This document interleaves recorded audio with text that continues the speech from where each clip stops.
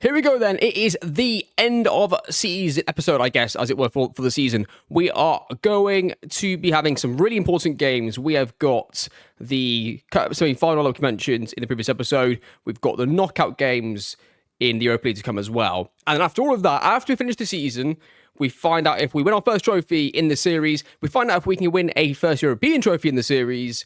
We'll then find out how we finish and if we have to sack the manager. The manager's performance will be evaluated at the end of the season. And then crucially, we will do our Moneyball end of season review where we go through everybody's stats and see how the players performed across the season in our stats and metrics that we look at. So that is all coming in today's episode. And just a recap for those of you that may have missed the last episode or joining in a random point in the series, I guess. We are currently 7th in the league. I think just take a look at this, right? The first half of the stage, we are 7th after 15 games with 4 wins, 6 draws and 5 losses. And the second half of the stage so far, we are up to 3rd with the 3rd best record in the entire division. That really does illustrate just how much better we've done in the most recent weeks and matches. The manager's really pulled it around. Like, Rui Farah's done a really good job to pull this around, because I was really worried for him at one stage. I wasn't worried for him, I just would have to have relieved him of his duties. But the problem we have is if I was to, I don't know if I should do this in case it shows, but for example, if I was to sack him, it would cost us £1.5 million to sack Rui Faria. That is a lot of money that we don't really have, and that's just 1.5 million now, let alone if it would have been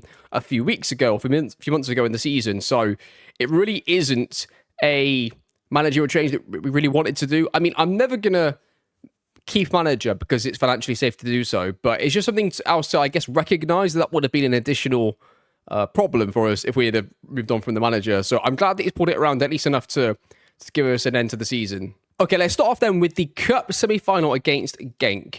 We'll see how we get on, see the manager selects for a game that's really probably the biggest game in the series so far. Be interesting to see who he selects after our Moneyball January transfers that we've made, and yeah, see how many of these new players that he decides to put in.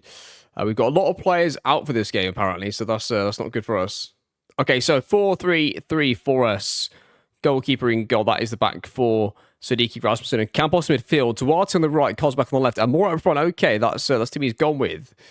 And he's playing Sammy right back, so he's decided to play Sammy right back, which is where obviously he was brought in for. We have Gabriel Aranda too. It's another one of our January signings. That's 2 in there that you've got. And then Duarte in the front line. So there's 3 of our January transfer window signings are in the team for this game. So let's see how the boys get on. What do you think we need? I think we need a 1-goal win minimum to get through. If we go in like 2-1, go away from home, get a 1-1 draw, 0-0 draw, I think that's our path to getting through with this manager. The style of football he likes to play and the way the team plays, I think that is the way we need to go. Well, how about a 0-0 draw in the first leg instead? Because there's been absolutely 0 highlights so far. Nothing's happened. Nothing is going to happen by the looks of it. It is a very, very non-entertaining game, but it doesn't matter because we're here for results. All we care about is results. And that is going to be an entire first half without a single highlight. I mean, this manager really is banking on the fact he gets results because the fans would be absolutely splitting feathers at the style of football, I think. But the only thing we care about is wins. So that's all he's got to worry about. Just getting the wins. First highlight, throw in for them. They whip it into the far post. They can head it towards goal, headed just over the bar. Corner field position, they whip it towards the near post, headed towards goal, and it's going to be a goal. And it's going to be 1-0 from Genk, one of the first highlights of the game. And it's going to be 1-0. Well, there you go. Finishes 1-0 to Genk, 1 highlight in the game, and it's a corner for them, and they win the game 1-0. Bit disappointing from us, really. I mean, I don't mind us not creating anything. I really don't mind, but you've got to get the results when you play like that, I think, a little bit, and we didn't do that, so got in. But that was only the first leg. There is another game to go, so I'll see you for the second leg, and we'll do a little catch-up on how games have gone off of camera.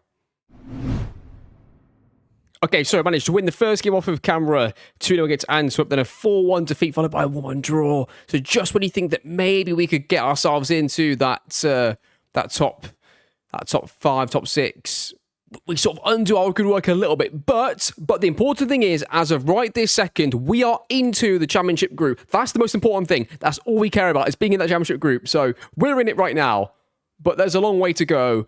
And honestly, I couldn't tell you how it's going to go because it seems like that we could win 3 or 4 games in a row against the top 4 and we could lose 4-1 away to the team that's 12th. You know, that's just the way things are going right now. It's very, very hard to predict. However, before we get to that, we have now got our second leg of the Cup, so we're going to watch that together and see how the boys do. They need to do a big comeback job here. They're 1-0 down from the first leg. They need to get themselves a win.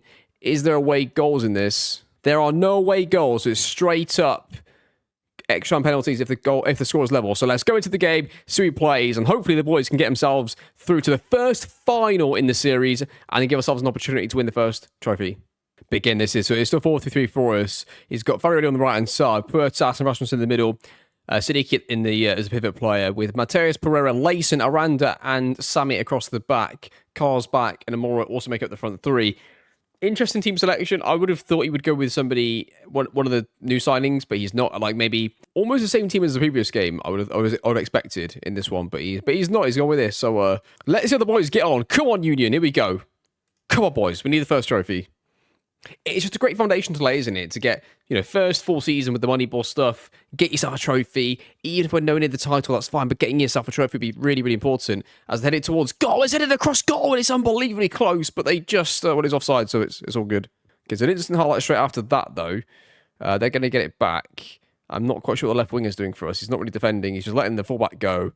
And they play it across into the box, headed towards goal, and that's going to be 1-0. 2-0 aggregate, and that's disappointing. If you're going to play your Mourinho and Benitez style football, you got to get the results in the big games. They can be tight, they can be close, you can frustrate the opposition, you can lose the odd one. I just think that this is disappointing, isn't it? I mean, he's got another chance to make up for it in the European. He's got another chance to make up for it in the European competition, but is that going to be 3? It's going to be 3 on aggregate. Not looking good. I mean, they've had 2 clear-cut chances and 2 half chances. They've had 2 clear-cut chances and 2 half chances already going into half-time. What's quite interesting is they've had those chances and 78% possession, but the XG is still below 1, but they've scored 2, which is the most important thing of all the stats, is how many goals did you score versus the opposition? And that's that is we're 3-0 down. And the answer to that is we have scored 0, they've scored 3, and that is going to put us out over 2 legs, of course. I mean, and we're going to get the ball away. Is it going to come straight back towards us? It looks like it might. Right, run it back here. Sammy wins it. New Moneyball signing, plays it to another one. Campos gets it, plays it across to Rasmussen, takes a touch at his feet. Is he going to go wide to Pereira? Pereira, get across away. Come on. Oh, he's giving it away. No. Puertas, Campos, shoots. That's 1. We've got 1. The comeback's on. It's a set piece. I feel like it's just too late. Even if we score, it's a bit too late. Keepers made a meal of it, but they're going to come on the counter, play it through. It's going to be a chance for the opposition. They're going to go through, and they score, and that is definitely game over.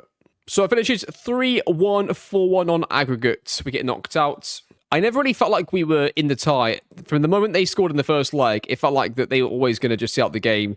I guess that's the danger for us, right, the way that we play, is if we do go behind, it's very hard for us to get back out in front. Incidentally, we get AZ Alkmaar in the knockout round of the UEFA Europa Conference League. Why is that important? Why is that something to be interested by? AZ Alkmaar are partly owned by Billy Beane, by the whole person in the camera shot behind me over here. Billy Beane is a part owner of AZ Alkmaar. I'm not sure how much percentage, but he is involved with AZ Alkmaar.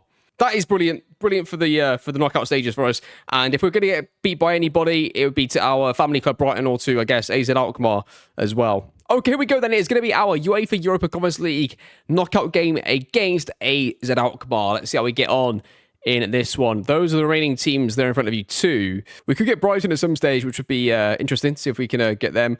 I don't think we want to get them because they're probably one of the better sides left in the competition. Let's see what the manager does in terms of the team here. Almost the same team as the last game, except for the left winger. Duarte goes in at left wing, so see how we get on. And Cabellos is actually at centre-back too. Early highlight for us. Is it going to be an early goal? Come on, lads, we need this. We could do with the money, really, as well. Duarte far post gets sent it away. Matthias Pereira goes through. He goes through, plays it across goal, and it's 1-0. Moron gets the finish. And that is going to be 1-0 for Union. We'll take that. Good start. Absolutely brilliant start to the game. They're going to take a throw in and go on the left-hand side, whip across into the far post. Don't you dare get beat by that. It swung it absolutely crossing football left, right, and centre from AZ Alkmaar. And that's 1-1. I tell you what, if we get beat on another bloody corner, I'm changing the set piece coach. He's getting sacked. Like, because of the way we... I can't believe it. Because of the way that we play, we do invite quite a lot of set pieces, like free kicks in our... Not quite in our third, maybe just outside of that. And also a lot of corners. And if we're consistently getting beat on them, then that's just really going to be compounding a negative aspect of the way that we're playing. So I'm actually going to look at a new set piece coach, I think, after this. Because I've noticed that we're not really doing well on set pieces. We don't score that many, I don't think. I mean, I'll check the stats of this, but it doesn't feel like we do. And we seem to concede quite a lot. I mean, that's 2 knockout games that we've played in today's episode, or 2 ties. And in both of the ties, we've conceded at least 1 from a corner. which is when you don't score many goals, it's quite a big deal as they go through. I think he's offside, Odegaard. He wasn't. There's a chance. What's interesting is their entire left side have got really good match ratings. Like, I think fullback's on a 7 point something. I think the left wing is on an 8 point something. It's quite noticeable. The left-hand side is all doing very well. I guess ours is not. I mean, I'm just guessing. I don't actually know for sure. I didn't see our team's brains. I was looking at theirs. Yeah, 7.7, 8.1 and 7.3. And our right side is on a 6.5 and 6.7. And, I mean, XG-wise, it's very, very close. But the set-piece goal that we've conceded is the difference between the teams, right? If we get knocked out here, I think that's going to be very telling. I'm definitely going to switch the set-piece coach out. And that might save the manager for the rest of the season. Because I think the results are pretty good now. I don't know if I showed the result off of camera. We did win the game between the last game and this game. We did win that off of camera, 1-0. So I think we've pretty much cemented ourselves in the championship group. So that's really good news. Late highlight here, Pereira, Rasmussen. It's not really late, it's late enough. 72, giving it away, won it back. Good, well done, Rasmussen. Layson just pings it into the channels, and we've lost the ball. So playing our throwback football is coming back to haunt us, and I'm sure they'll cross this for a goal, because that's what they do. Here it comes, big cross coming. Oh, wow, I'm not quite sure what that was, but we've got away with it. What on earth are we playing here? So we're a low block, mid block, direct, compact team. We don't play out from the back until apparently right in this exact moment where we decide that this pass right here, this is the way to go. Not turn out and play this player in. Not maybe turn play to him and we can counter through here. No, none of these things. No. Boss, what I'm going to do here is play a first time pass here, back to my goalkeeper. And luckily Poku did that. So 2-1 still. It's another late highlight. Pereira plays it into the channels and they collect the ball. Our football is absolutely atrocious, by the way. And I don't care as long as we win, but we're winning, but we're not winning, and we're playing absolutely terribly. All we need is a result, though. Duarte, Puertas, plays it into Duarte. Duarte plays it through to Amor. Is he onside? I don't know if he's onside. It's going to be close, you know. It's a goal, and it's going to be 2-2. Come on. Let's watch this again. Oh, it's this defender here. I didn't quite see just how far this player dropped. I still thought he was a little bit close to being offside, but apparently he wasn't. He was not, and it's going to be 2-2. Getting very late in the day now. We're still 78, because there's still a long way to go. Puertas gets it, plays it into Duarte. Duarte takes a touch, goes wide still. Whips it across the face. Comes back. Oh, it's an overhead kick. Oh, it's been saved. Oh, comes back with an overhead kick. Oh, I thought it was going to be a goal. I haven't even tried it. Fair play to him. There's another highlight here. 80 minutes. Still goal on the clock. We are... I mean, I don't know who's generating the highlights. I don't know if it's because we're pushing for it more, they are, or it's just... Oh... See, I tell you what, now I'm seeing why we don't play it from the back. Now I'm seeing it, because that was absolutely disgraceful, lads. What are we doing? I don't even know who was at fault for this. It was a comedy of errors. Let's just watch this again. It's a weak foot pass into an area in your own third. We're competing to space in our own third. I just don't believe it. Playing out from the back, overhead kicks. The manager's trying to liven up the playing style a little bit, and it's coming back to haunt us. 3-2 down. Rasmussen gets it. Far post cross. That's it. Simple football. Oh, that's all we can do. That's all we can do, apparently. Just keep it simple, lads. 5 minutes at a time. Could be the last highlight of the game. We're entering the 90. This could be the last highlight of the game. We can't lose 4-2. We can't lose. We cannot come back from 2 goals down, I don't think. Don't let it be a goal. Oh, my goodness me. Tell you what, I've got to be honest, what a game of football that was. It was really entertaining. We had chances. We could have won, probably should have won. We were really close. Fair play to the manager. We went there, we competed. We've still got a chance in the second leg now because of, the fact it's only 1 goal change. I mean, I don't know how good the set-piece coach is, but I do want to look at these things here. So, outswinging near post. What has he got? Defensive marking tight, and he defends the box. So, do we switch? Do we want somebody different for this? Man marking. Let's try and switch this up. We'll get somebody else. Yeah, we're going to go for this guy. In swinging, defensive marking zone, also the complete opposite to the other guy. But yeah, we'll bring him in. Right, see you in a few days for the second leg against AZ Alkmaar. Right, so we're going in second leg. See how we get on as we are already a goal down from the first leg. Just going to see what team he's picked up for us. He comes back on the left, Duarte on the right, Campos, Rasmussen, Siddiqui in the middle. I mean, we'll see. Campos is going to get this. Plays it into Siddiqui, plays into Rasmussen. He's going to take a touch. He's going to go through. He's going to get a shot away. He gets a shot away. No, Duarte, surely he's got to shoot. Oh, and he scored. There's going to be 1-0. Come on. Yes. Needed that. Good start. I mean, quite a lot of highlights in these European games. It's very different to the domestic games. When I watch the league matches, Like, nothing happens, no highlights, even the semi-final of the Cup. But in European football, apparently, it is like Rafa Benitez in maybe after the win in 2005, but like I think they had like a 4-4 against Chelsea at some point a couple of years later. It feels more like that, where it's just like chaos games, not by design, trying to control the game with and without the ball. They've gone to the far post, they've scored a goal, I don't believe it. 1-1, 4-3 on aggregate. I'm just going to say the aggregate score from now on rather than 1-1. It's 4-3 to them. Right, he needs to sub Coles back off, I think. He's on a 6.3. He's not doing very well. As they get a second phase. I mean, it's another set piece. Set piece coach is gone. That's the first casualty in the coaching staff is the set piece coach. He's gone. Cost us the European... Well, I can't say trophy because there's no guarantee we're going to win it, but he's definitely got us contributed to getting us knocked out, I think. Going to be a chance for them again here. Plays it across goal. Penalty. This is game over. Right, that'll be the end of the game. You'll join me back at the end. I mean, if we happen to come back, you'll come back with me, but I'll see you at the end of the final whistle. We're out here, I think. That's going to be game over. Well, we've just scored one back. We've managed to make it 6-1 aggregate. This was the goal. As Mora goes through, plays it, goes Rasmussen into Puertas, gets through and shoots. We'll see. And there it is. It finishes 6-4 aggregate to AZ Alkmaar. They get themselves through. We are knocked out of Europe again for the season. I mean, we got through to knockout stages. We got enough money from it. And I think the reputation of the club will have benefited from us getting through to the knockout stages. So it's still a positive. It's a productive season. I won't say positive. It's a productive season in Europe. But it's a shame that we got knocked out from that. And as you can see with the league table as it currently looks, we are going to... Oh, no, we're not. Oh, I thought we were in. I forgot to check it. Oh, we lost. Oh, I don't believe it. Okay, so after this game, we got third place away. I thought we were going to be in. If we lose this game, we might not be in the top 6 championship group for the season. We have to win this game and hope results go our way. Who do they play against? I mean, I don't think we're going to win anyway. I'll look at the run they've been on as well. Oh dear. And if we go to the second group, we have to finish top to get to the European playoff. So there's still potentially big games to come, but wow, let's see what happens. Oh, I'm devastated. I thought we're in. Oh, it's just so difficult. Like, I'm not going to... Whatever happens, the manager will remain in position until the end of the season, and then we'll review it from there, because there's still a chance that he can get us into Europe, even if we finish in into the tier below the championship group. But look at that run. February onwards, it's just been absolutely terrible for us. Hard to accept this, to be honest. But okay, I'll see you... Well, I'll see you after this game. Let's see what we're actually going to be doing in the next phase of the season. And we lost 1-0. So we go through to the second phase. We haven't even made it to the championship group. I mean, I've got to be honest, right?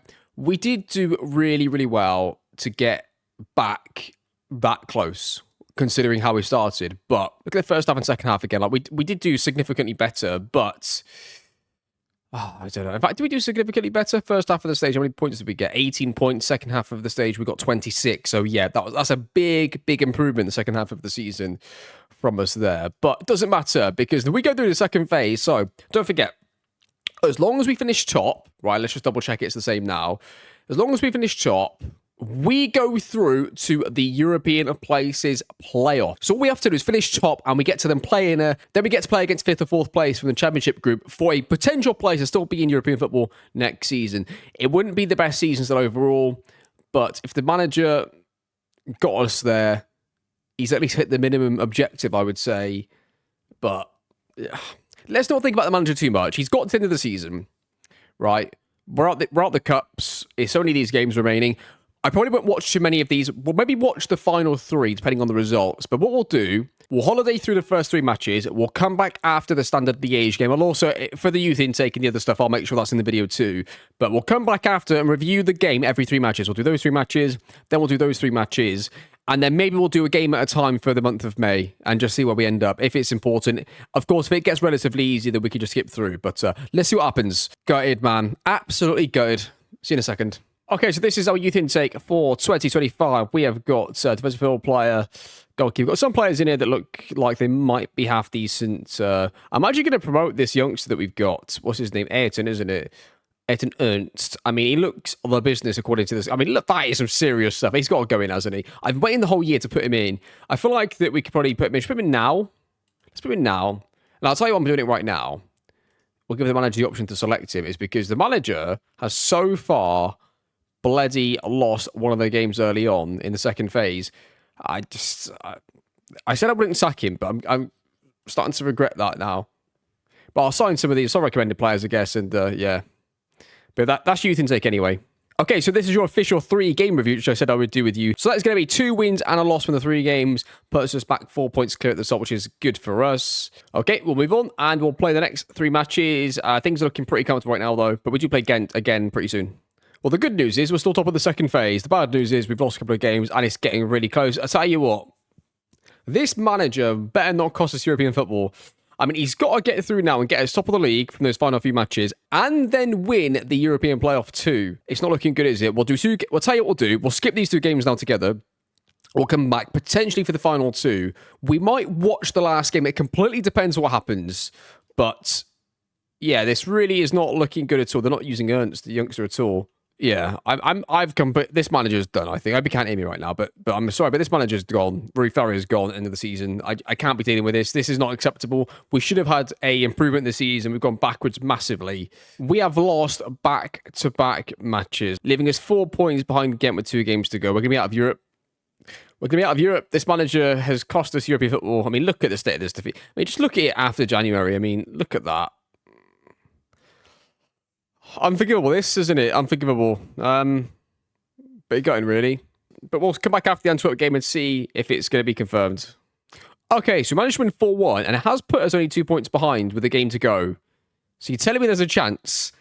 Ghent play Antwerp at home last game of the season, which they're likely going to win. But I guess you never know. I mean, yeah, we do know. But here we go then. Last game. Let's see what we can do and see if we can somehow pull off a miracle and get ourselves into the European playoff.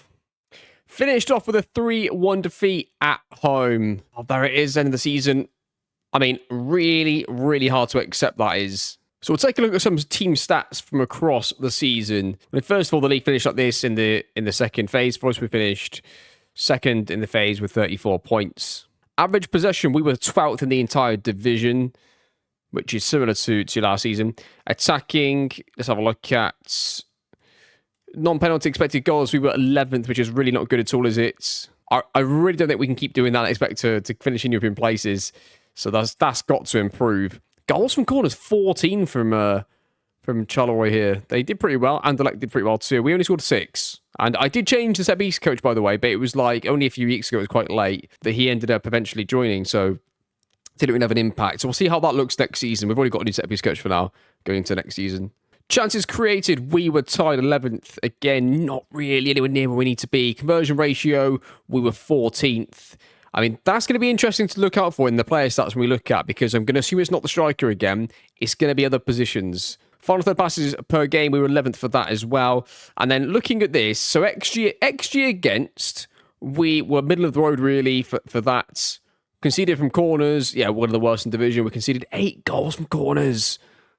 Really not good. Clean sheets, middle of the road. Shots on target against, middle of the road. Final third passes against per game. That's an interesting stat. We did pretty well there, to be honest. We weren't giving away too many. It's really disappointing that our salary was 13th and our transfer net spend was 13th too. Like, we should have conceded 47 and we conceded 48. So again, I don't think out of possession was really an issue. Like, it wasn't the problem, was it? Of course, there would probably be things we could pick out there, but the issue was quite clearly in possession. It was both chances created, like non-penalty XG there being 11th in the league is nowhere near good enough, and then convert. So we weren't creating enough XG, enough chances per game. And then when we did create them, our conversion ratio was absolutely terrible. Recipe for disaster is what that was. Okay, these are the players that mostly played wide, and let's sort them by appearances, I guess. Let's have a quick look at this. So, conversion ratio, Martin Campos. I'm going to call you out here, Martin Campos. Conversion ratio, 3%. 1 goal in 21 starts, not appearances, starts. Played central field and played wide. That is absolutely nowhere near good enough. And then, if you are going to do that, though, to remain at the club, you must be incredibly good in your creative output to then remain. And if we take a look at the spreadsheet again here, so then what has he got in? Let's take a look at Campos. Let's get him up to the top here as well. Open play key passes is 1.37, right? We need 1.5. He's not that far. That's okay for a winger. That's okay. I mean, he's also playing central field too, though. For a central field, it'll be worse. I'm just looking for a winger. And then we look at chances created per 90, 0.52. 0.48 is what we need, so he's above that. Progressive passes per 90, he's above that too. So his shots, he's really, really poor here, and he's slightly above a couple of these metrics. But then if I was to compare him to a central field position, like a number 8 or number 10 position, this is where I'm expecting to see him fall way below on everything. Expected assists per 90, he has 0.5. We need 0.23, below on that. Open play key passes, he has 1.37. We're looking for 1.6, we're below on that. Chances created per 90, he has 0.52. We're looking for 0.58, we're below on that. Progressive passes per 90, 3.36, we're looking for 3.84. You know the story. Passes completed per 90, below that. Success rate, we're below that. Conversion ratio, we're looking for 14, he's got 3. Shot on target ratio, we're looking for 45, he's got 30. Non-penalty XG per 90, we are looking for 0.24, we have 0.16. And dribbles per 90 for a number 10/number 8, we are looking for 2.37, we have 1.66. So every single metric possible in central midfield, we are below. If he plays wide, remember what we said about one of the most important things for us, or something that I do like to look at, is conversion ratio for wingers. So if he's playing on the wing, he's getting enough creative stats just about to be an efficient player, but his conversion ratio it's not just poor, it's so astronomically below where we need to be, it's scary. So for a winger, he's got enough stats in one area, but the other areas letting him down so much, he's not going to be there for us as a winger. In central midfield, across the board, it's just not good enough. So Martin Campos is going to be the very first player to leave this season. He'll be the first player gone. Has to leave. That is just not going to do the business. So there's one clear problem with it, right? I'd say that's one clear problem. And if we look at Farioli here, again, he's got the same thing as Campos. He's played some games as a 10, some games wide. In fact, he's played more as a central field player. I'm going to compare him just as a central field player because he's played most of his games there, but he's played quite a lot, I guess, in the others. We're looking for expected assists per 90 of 0.23. He's almost bang on that. Open play key passes, he's slightly below.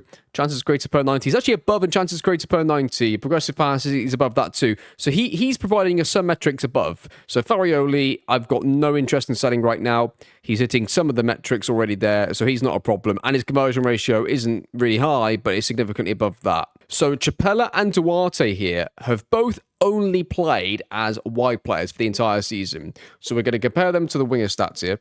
So I'm just going to call it out so you know what it is beforehand as we go through. So dribbles per 90, we need 4.14. You can see the difference. We're looking for a cross completion rate of around 0.16. We're actually above that. We're in line with that. That's good. We've got sprints per 90. We're looking for 14.95. We're relatively close here and we're slightly below here. Relatively close to one and slightly below on the other. Open play, key passes per 90. We need 1.5. We are a little bit below here and way below here.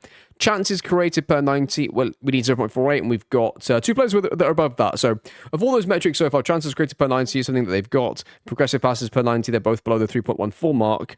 And then shot on target ratio, we're looking for 43%. They've got 48.37. And then conversion ratio, we are both below the 13% mark that we're looking for. I mean, what I take from that is they're both giving us something a little bit in certain areas. So I'd say that we could probably keep one, but if they are both your starting wingers, it's probably an issue for us comparing to the stats that we're looking at, right? Duarte was only signed in the January. Chapela was signed, I think, at the start of the season, right? Just double checking this. Yeah, Chapela was signed at the start of the season. I just wanted to double check that. So Chapela is the most likely one to go, just based off of that, really. I'm not sure there's too much between them that I really want to keep, but I'm happy to keep one of them as like a depth player, or I hope they use them as a depth player. They don't keep continuing to use them.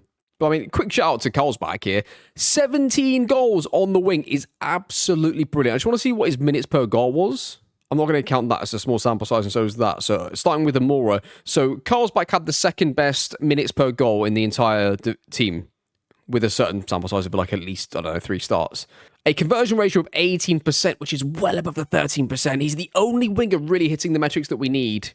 And as you can see it there, 48 appearances on the wing. He played pretty much on the wing the entire season. He's going absolutely nowhere. The value for money in him is absolutely incredible. He's apparently worth less than £1 million, and he's putting up numbers that are completely in line with our Moneyball number. There is absolutely no way I could sell him and replace him for somebody that is less than, 900 grand. Absolutely no chance. So Carl's back is 100% going to be staying with us next season. There's no offer that I'm going to accept for him because I don't think we can really replace him. He's the only one that can really hit the stats we're looking for. I mean, I just looked at this. Just look at Martin Campos's. First of all, his XG performance, minus 2.43. Minutes per goal, 1,900. Oh my goodness. We found the problem, I think, in the team, just through looking at the stats of the numbers. Martin Campos was the manager's favourite. He is not the general manager's favourite, and he will be gone immediately. I mean, we've actually changed our wing-backs, haven't we, halfway through the season? We've got rid of the other ones and brought in our new ones here. So we've only got 2 players really to look at for fullback or for wing-back. So let's have a look at the stats and compare them now. So one thing that stands out immediately, Samir, dribbles per 90, 0.64. We're looking for 2.08. Now, that obviously means that he's been playing as an inverted fullback or an inverted wing-back. I mean, you'd hope so anyway. That's what he's been playing as in those matches. Open play key passes per 90, 0.59, 1.03. He's got to have been an inverted fullback. And the reason I say that is chances created per 90, we're looking for 0.22, right? He's got a hyphen. He's got a 0. He's got nothing. He's not created a single chance since he's been at the club, which tells me he must be an inverted fullback. And then we're looking at progressive passes per 90 of 6.7, and he's above that, though. So, he's doing his job if he's an inverted fullback. But it's not great, is it? Comparing Pereira, though, is more of an orthodox player. He's below on dribbles per 90. His cross completions below. His sprints per 90 are well above, which I guess is a good thing. Open play key passes per 90 is above that. Chances created per 90, he is above that. Progressive passes per 90, he is just above that. Why do you like him? Because he gets on base. Tackle win ratio, he's above that. I mean, Matheus Perez had a really good season, to be fair to him. Dribbles per 90 and cross completion, the only thing is he's slightly low on. He's wanted, and we signed him for 900 grand. I mean, if there's a left back who we feel like is the same profile of left back as Matheus Pereira, and we can sell him for 3 million, maybe buy his replacement for 500 grand, we're going to have to do that. And the reason we have to do that is the finances at the club are not looking great, and now we've been knocked out of European football. And on top of all these things, we have got a transfer budget of minus, and that's a minus £2.3 million. Amora is great. He's clinical. He's a really good forward. But we need the money to reinvest in the squad. And maybe so. Puertas last season, I said that there was no way I was going to sell him because his stats output was immense and he was worth 2 million. He's now worth nearly £7 million potentially. So I can see we're going to have to sell him more in Puertas. We're going to have to. And hopefully generate around 15 to 20 million pounds in transfer money just from those 2 players. And hope for the best. I'm going to probably sell Noah Siddiqui as well because the manager keeps playing him CDM, or there's going to be a new manager. But he keeps playing him as the pivot player. And now we've got a new youngster that they can try out. And we'll look to buy somebody too, I think, as well as Campos leaving. I think we're going to go top heavy. I think we're going to keep most of the squad if we can. And the players that are just not hitting their mark, like Campos, are going to leave. The 2 most valuable players are going to have to leave. And we're going to have to reinvest that money into the squad generally. I just would like to check.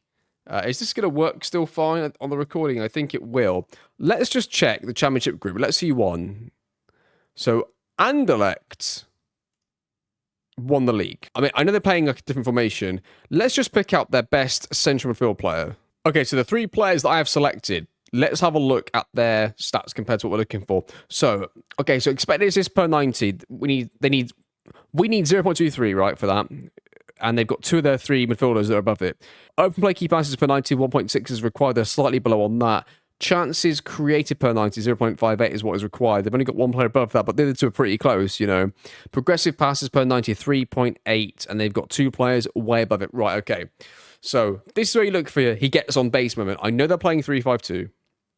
However, 2 of their 3 starting central field players have got a progressive passes starting with a 5 or a 6, and we're looking for 3.8. That's a huge difference.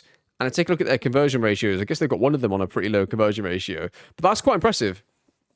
So when we look for central field players, I'm going to look specifically for some progressive passes per 90 being high on some of them, because that's a big difference compared to our players.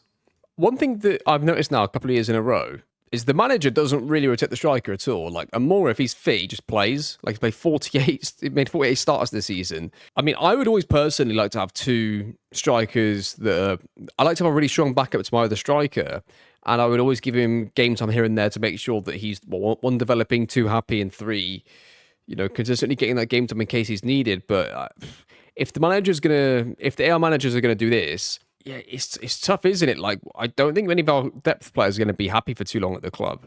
Like, okay, Pogba's a great example. He's not happy now because he's not been playing. But yeah, tell you what, Amora scored 25 and 48, which is, I mean, still pretty good. Let's just double check his stats were decent. This will be the last one I'm going to check, I think. We'll just check it here. We'll match him up with the other striker too. Non-XG per 90, we're looking for 0.49. See, Pogba is above that, and Amora's not. I mean, I know that. So whenever I say this, I'm very aware that Matthias Pogba has only had 2 starts now as a small sample size. But still, let's just go through it. XG over performance. Amora's got 6.34. See, that's just really good. That is going to be so hard to replace. That's why I don't really want to sell him, but needs must. We're going to have to replace him because of the financial situation now. Of not getting into Europe has really done us in quite badly. Conversion ratio 26%. We're only looking for 19. Shot on target 51. 55 we're looking for. Like, he's just really good, isn't he? He's even got dribbles per 90. And only really it's only really the header one ratio where he sort of, doesn't hit the metrics that we need. But I don't know. That's going to be a tough one to replace. How much can we get for Amora? We can get quite a bit, to be fair. Okay, so I've basically gone through and transfer listed everybody that is worth a bit of money who hasn't really been playing much. We'll see what offers we can get back in for some of those players, because we need the finances desperately. What's our wage budget? I didn't even look at the wage budget, but that's 22 grand in the positive, so that is good news. At least we've finally got some good financial news out of all of that. So there we are. So let's have a look at some players then. Let's do some Moneyball scouting. Obviously, we've got the shortlist from last season, by the way. So this is the shortlist still from the previous season. So what we know is that if any of these players appear on our searching this year, that'll be 2 years in a row that they've appeared. And that should be a very, very strong candidate for us to sign some of these lads. Just as I was recording parts of this episode, and I was taking like a break between the recording, I had a comment coming through on one of the videos, and it was on episode 3, which was the very first episode we had where we put our Moneyball approach into a summer transfer window. So it was that episode, and the comment says here the following, and I assume it's going to be something very positive about my Moneyball strategy because it worked so well in the summer. You've stitched up Rui Faria massively. Performances last season were built on being defensively resolute and proficient from set pieces, and you've told all of his players with any physical presence and replace them with a bunch of 5'7" manlets. No wonder he's got off to a rough start in season 2. What, you listen here, Mace1591.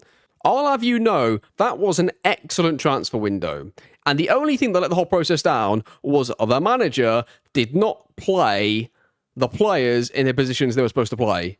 So I'm putting it on 100% down to the manager. Moneyball works, we all know that, and you have to trust the process. That's all I'm going to say to you, to Mace and all the other doubters right now, is trust the process. We're going to get there.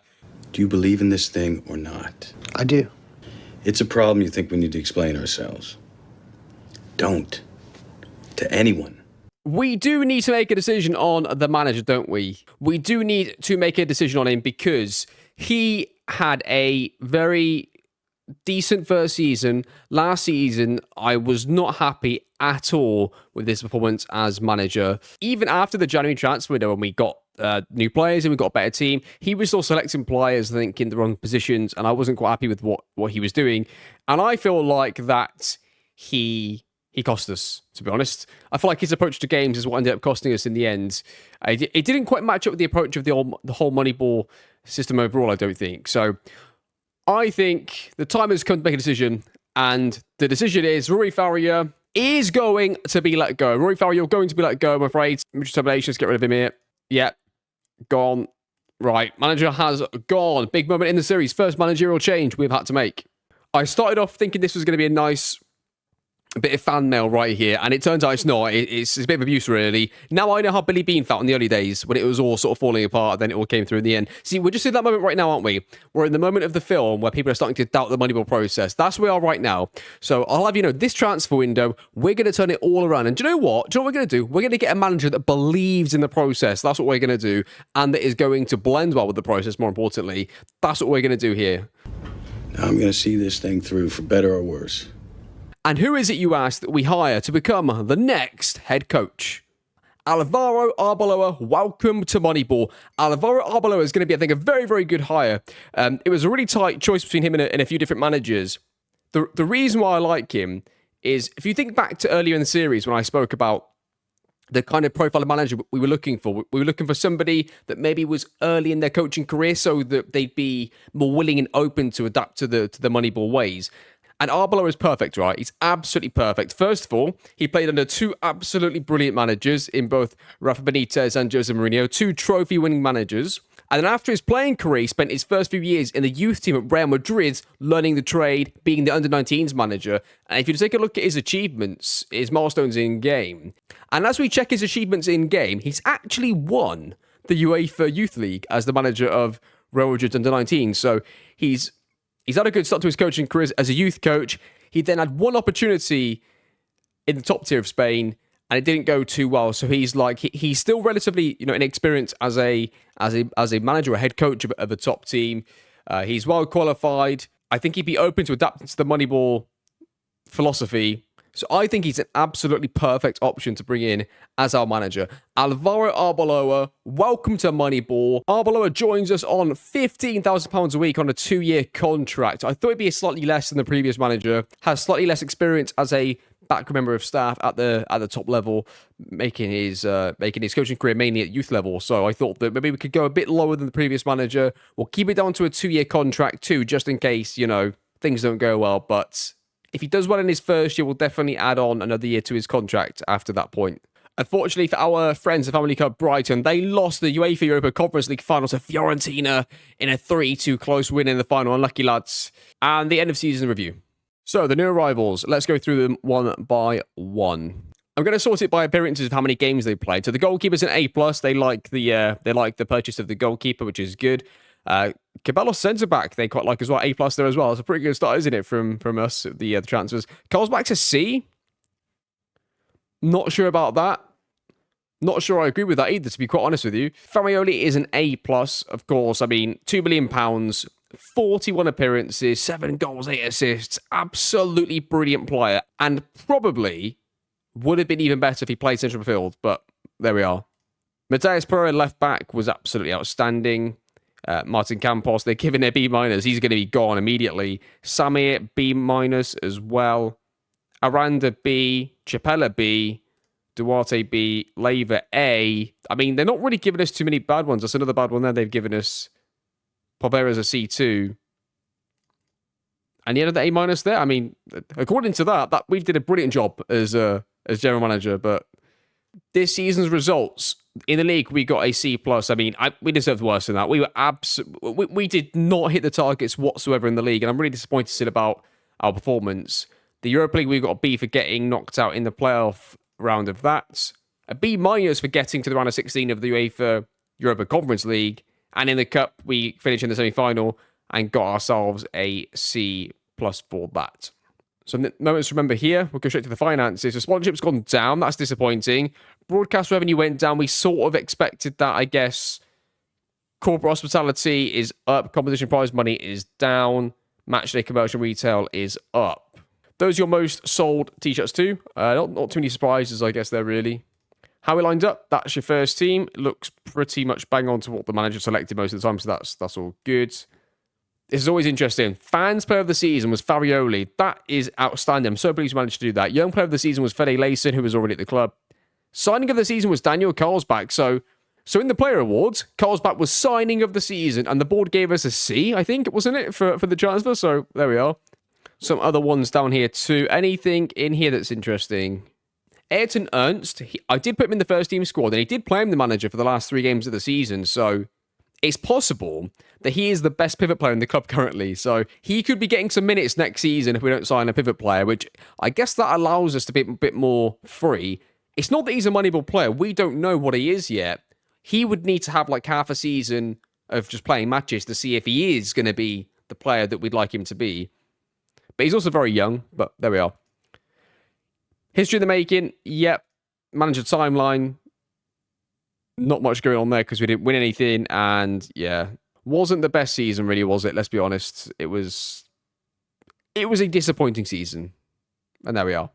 I'm just going to continue on through here for a week or so and just try and get some players out the door and see how many players we can get sold before we go into this Moneyball scouting and the Moneyball recruitment, because as of right now, I was able to activate one of Kevin McAllister's clauses, so the transfer budget has actually gone up, technically, to minus 2.04 million. And don't forget, we do still have John Kitolano and Diego Collado both coming on free transfers that we signed in January, which are potentially going to be a lifesaver, considering the lack of money that we've got and the lack of funds we've got to spend. So there we are. So that is something to take note of. And I'm definitely going to sell Facundo Leiva. If we can get any sort of money in, that would be great, because we've already got now a left back coming in. So we don't need him. And any money we can get in transfer money is a positive, and anything off the wage bill is a positive. And we'll see what players we're able to get rid of, and then we'll do our Moneyball scouting. Probably at the start of the next episode makes more sense, but we'll see what happens. Okay, it's been a good start so far to players out. We've managed to get an offer of 900 and 950 grand for Facundo Leiva. Managed to get an offer for Rasmussen for 3.5 million straight up. And then Amora, I didn't realise that he had a release clause in his contract, but the offers, as you can see here, they started at £8.75 million, and we've ended up selling him to somebody for £14.75 million. So we've been able to really maximise every single penny we could have got from Amora, and I'm absolutely certain he's going to take one of those three offers, and that's going to be good for us. That's a lot of money to come in, even though he's our best player, which is obviously going to be a shame to lose him, but that is a really good offer, and we can't really afford to turn that down. Even if we weren't in quite as bad of a financial situation, I still don't think we could turn that kind of money down for a player. There is no player in this team that's worth that money. The stats that they produce is worth that money. So we'll move on and we'll look for another striker in this transfer window. Okay, I think that is actually going to do it for today's episode. I've got a few players out speaking to other clubs now. We're going to see how those negotiations go. Hopefully we can get some players out the door and get some money into the club, because wow, do we need it? We absolutely need it for our Moneyball process. And what we'll do is when we come back in the next episode, we'll go straight into the Moneyball scouting, Moneyball negotiations, and then finally the Moneyball recruitment, which is what we're all here for, to see how the team can progress and develop with our brand new manager going into next season. Alvaro Arbeloa, playing under Rafa Benitez and Jose Mourinho, is going to bring a more attacking brand of football, apparently, according to what it says on the game. So I'm looking forward to seeing how he's going to do with the new team. I'm hoping he's going to play players in positions that we like. It's going to be a slightly different system, of course, playing in the 4-2-3-1. And at the start again, and maybe for the entire first season, I'm not going to get involved at all in team selection, I don't think. Definitely not at the start of the season anyway. But then if he does continue to put players out of position and he's not really putting the players where we've bought them for, if that continues to become a trend into this season, I will consider placing one or two players in, because I just think that, you know, we bought the players for a reason. If they're not even getting played in the right position, it really defeats the purpose of the project we're trying to build. But we gave it a try for the first couple of seasons and let the manager do what he wants. But we'll see what happens. Maybe Arbeloa is great and he does it all himself and doesn't need any help. That would be the best scenario and the most fun for me. And I think the most fun to watch, because it just gives the manager in the game, in the save, a bit of personality, right? It gives them a bit of individuality where they're doing something and we're not controlling it. I'm absolutely certain if I'm picking the team, or at least telling the manager to pick certain players, that our results would have been, you know, even better the first two seasons. But it's almost more fun for the manager to have his own personality and his own way of selecting. But there's also the limit of, like, for the Moneyball system to work, the players that we sign for certain positions do need to get played in those positions. Otherwise, it sort of defeats the purpose of what we're trying to do. So there's a balance there, right? I don't want to get too involved. I want the manager to be unique and have his own thoughts, his own selection, have his own personality and uniqueness. But at the same time, I don't want it to be in complete disregard of the Moneyball process. So there is a balance to be struck. And we'll see how the season starts before we decide if we're going to get involved and then when. But we'll see what happens. Looking forward to the next episode. Thank you so much for watching. And I'll see you all, of course, next time.